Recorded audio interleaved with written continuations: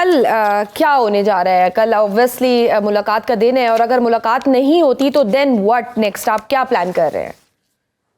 देखिए, बिल्कुल कल सीएम सोहेल अफरीदी साहब की क़यादत में तमाम पार्लियामेंटेरियंस, चाहे वो एमएनएज हो, एमपीएज हो, सेनेटर्स हो, जिनका ताल्लुक तहरीक इंसाफ से हो, वो सुबह 11 बजे पहले हाई कोर्ट आएंगे, जहां पे इमरान खान साहब के केसेस को नहीं सुना जा रहा।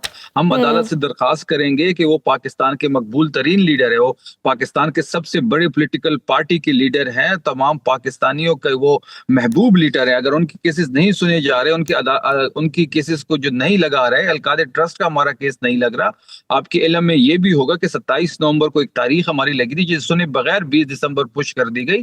तो हम अदालत से दरखास्त करेंगे कि इमरान खान साहब के केसेस को सुना जाए, इमरान खान साहब के साथ साथ मुशर्रफ बीबी के केसेस को सुना जाए, अलकायदा ट्रस्ट का जो केस है वो लगाया जाए। उसके बाद हम उनकी बहनों के साथ, क्योंकि मंगल का दिन उनकी फैमिली से मुलाकात का दिन होता है, जो उनका आईनी और कानूनी हक है, हम उनकी बहनों के साथ अडियाला जाएंगे और हम ये मेक श्योर कराएंगे, क्योंकि इमरान खान साहब 4 नवंबर से डिस्कनेक्टेड है।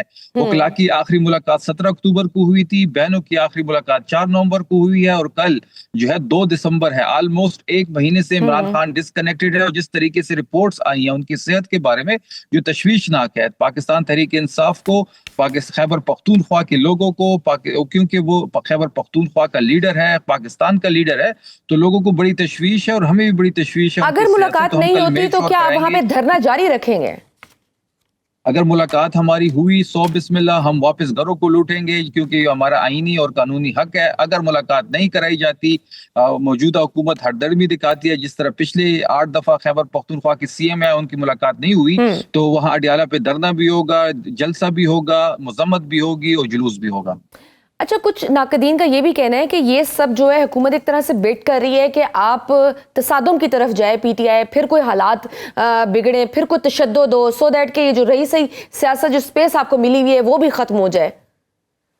देखिए, ये क्वेश्चन तो आप हुकूमती उज़रा से करें, आप हुकूमती ऑफिशियल से करें कि वो मुलाकात क्यों नहीं करा रहे। मुलाकात उनका बुनियादी हक है, 302 इसमें तो नो डाउट कि वो एक इंसानी हक है, वो उनको मिलना चाहिए, मुलाकात होनी चाहिए। तो मुलाकात होनी चाहिए, तो मुलाकात क्यों नहीं करवा रहे? मुलाकात करवाए, ना धरना होगा, ना जलसा होगा, ना जुलूस होगा। लेकिन आपको नहीं लगता कि फिर आप अगर तसादुम की तरफ बढ़ेंगे तो फिर कोई ना कोई हम तसादुम की तरफ नहीं बढ़ रहे, हम तसादुम नहीं चाहते। हम आईनी और कानूनी लोग हैं। हमने तसादम उस वक्त नहीं किया जब वजीर आला, जो 4.5 करोड़ लोगों का नुमाइंदा है, 8 दफा उसकी मुलाकात नहीं कराई गई, हमने तब तसादुम की तरफ नहीं बढ़े। हम जब आते हैं तो ये एक पुलिस का जत्था खड़ा करके वो ये कहते हैं कि जी आपकी मुलाकात नहीं हो सकती, तो हम वहां से वापस चले जाते हैं। हमने 8 दफा कोशिश की, लेकिन अब उनकी सेहत का इशू है। हमें इमरान खान साहब की सेहत का जो है सबसे बड़ा कंसर्न है, तो कल हम मेक श्योर कराएंगे कि उनकी बहनों की कल मुलाकात हो। बिल्कुल, मुलाकात ज़रूर होनी चाहिए, ये उनका राइट भी बनता है। लेकिन एक और जो क्रिटिसाइज्म किया जाता है वो ये भी कि वज़ीर आला साहब जो है हर हफ्ते आके धरना दे देते हैं, तो सूबे के मामला जो आप जो 4.5 करोड़ आवाम की बात कर रहे हैं, फिर उनकी फलाह के लिए सूबे के कामों पे भी तरजीह देनी चाहिए, उन पे भी नज़र रखनी चाहिए। अगर फेडरल हुकूमत को खैबर पख्तूनख्वा की गवर्नेंस का, या खैबर पख्तूनख्वा के लोगों का, या खैबर पख्तूनख्वा के वजीर आला का इतना ही कंसर्न है, तो उनकी मुलाकात करवा दें। अगर मुलाकात नहीं होगी तो देखिए, हमें जो वोट पड़ा है वो इमरान खान साहब की रिहाई के लिए पड़ा है, वो हमारी प्रायोरिटी है। हम बिल्कुल इमरान खान साहब की रिहाई के लिए तहरीक भी चलाएंगे, उनकी मुलाकातों के लिए भी आएंगे। और जहां तक गवर्नेंस का क्वेश्चन है, तो गवर्नेंस यहाँ पे ठीक ठाक चल रही है। खैबर पख्तूनख्वा के में जो एक सोहेल आफरीदी की जो एक तकरीबन उनको 1.5 महीना हो गया चार्ज लेते हुए, उसके बाद आप देख ले सूबे में जो गवर्नेंस के हालात है वो बहुत बेहतर है। हम पंजाब से हमारी गवर्नेंस बेहतर है, सिंध से हमारी गवर्नेंस बेहतर है, और हम अपनी रिकायत की रिहाई के लिए आएंगे भी, तहरीक भी चलाएंगे और गवर्नेंस पे भी नजर रखेंगे। सोहेल आफरीदी पर तो आप ही के जो है ना सूबाई असम्बली के या पीएमएलएन के जो हैं जलाल खान, उन्होंने मंशियात और स्मगलिंग के इल्ज़ामात लगाए थे, और इख्तियार वली साहब ने तो यहाँ तक कर दिया कि कुछ वीडियोस भी दिखा दी कि जी ये वो उनकी ज़मीनें इस्तेमाल हो रही हैं और मंशियात और स्मगलिंग हो रही है। तो अगर ये इल्ज़ामात गलत है तो आप लोग अब तक उनके खिलाफ कोई कार्रवाई क्यों नहीं कर रहे हैं? किसकी बात कर रही हैं आप? सोहेल आफरीदी के पर जो उन्होंने मंशियात और स्मगलिंग के इल्ज़ामात लगाए हैं। नहीं, किसने इल्जामात लगाए? जलाल खान ने और इख्तियार वली साहब ने। इख्तियार वली साहब को मैंने चैलेंज भी किया हुआ था, और आपके तवासुत से मैं उनको चैलेंज कर रहा हूं कि वो कैमरा लेके आए, वो सहाफियों के साथ आए, आप भी आ जाएं, जो आपके रिपोर्टर, उनकी पसंदीदा रिपोर्टर्स हैं वो भी आए, और हम चलते हैं खैबर। और वहां पे हम लोगों के मुंह से सुनेंगे कि ये जो मंशियात का कारोबार है वो कौन करता है, उसकी देखभाल कौन करता है, उससे फाइनेंशियल बेनिफिट्स कौन उठा रहा है, और जब हम खत्म करने जाते हैं तो राह में रुकावट कौन है।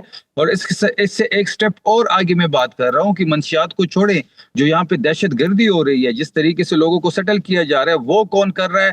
ये सारी जो बातें हैं ये आपको वहाँ के लोकल लोग अपनी जबान से बताएंगे। इख्तियार वली साहब एक झूठे शख्स हैं, वो गुमराह कुन बयानात और इल्जामात लगा रहे हैं।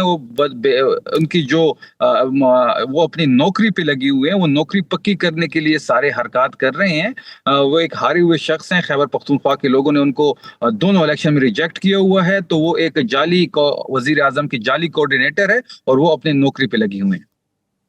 बिल्कुल ठीक। अलीमा खान साहबा और नौरीन खानम ने भी भारतीय मीडिया को इंटरव्यू दिया, जिस पर हुकूमती वज़रा और कई हलकों ने एतराज़ भी उठाया है। आप क्या समझते हैं कि क्या ये मुनासिब था कि वो मुल्क के अंदरूनी हालात पर तनकीद करने के लिए उसी दुश्मन मुल्क के मीडिया पर जाएं जो चंद माह पहले हम पर बराह रास्त हमलावर था? मतलब could have been better choice अगर वो कहीं इंटरनेशनल मीडिया पे बात भी कर रही थी तो। देखिए, जहां तक नौरीन साहिबा की इंटरव्यू का सवाल है, तो इंडियन मीडिया पे बैठ के उन्होंने इमरान खान साहब के मुतालिक बात की है। इमरान खान साहब एक सेलिब्रिटी है, लाखों लोग इंडिया में उनको फॉलो करते हैं, और उन्होंने इंडिया की मीडिया पे बैठ के ऐसी कोई बात नहीं कही। जब इसके बरकस आपने देखा होगा, जब अजमल कसाब का केस था, तो नवाज शरीफ की और मरियम नवाज के बयानात आपको याद होंगे। उन्होंने अजमल कसाब के केस में उन बयानात को एज अ गवाही पेश किए। आपको याद होगा कि 2013 से पहले नवाज शरीफ लंदन में बैठ के कह रहा था कि मैं कारगिल की जो इंक्वायरी कराऊंगा इंडियन मीडिया पे बैठ के। तो ये सारी चीजें नून लीग क्यों भूल जाती हैं अपनी बारी में? वफाकी हुकूमत ने वाज़ेह कर दिया कि गवर्नर राज के नफाज पर संजीदगी से गौर हो रहा है। क्या आप लोगों का इरादा इसकी महज बयानबाजी की हद तक मुखालफत करने का है, या अमली तौर पर भी कोई लाहे अमल तैयार किया गया है? जी, जहां तक गवर्नर राज की बात हो रही है, तो कल फर्स्ट टाइम से, बल्कि कल दिन से ये बात बाज़गश्त कर रही है। लेकिन असल में जो हमारा ख्याल है, ये हमारा जो कल का प्लान है एहतजाज का, उसको सबोताज करने के लिए या उससे हमारी तवज्जो हटाने के लिए सब कुछ हो रहा है।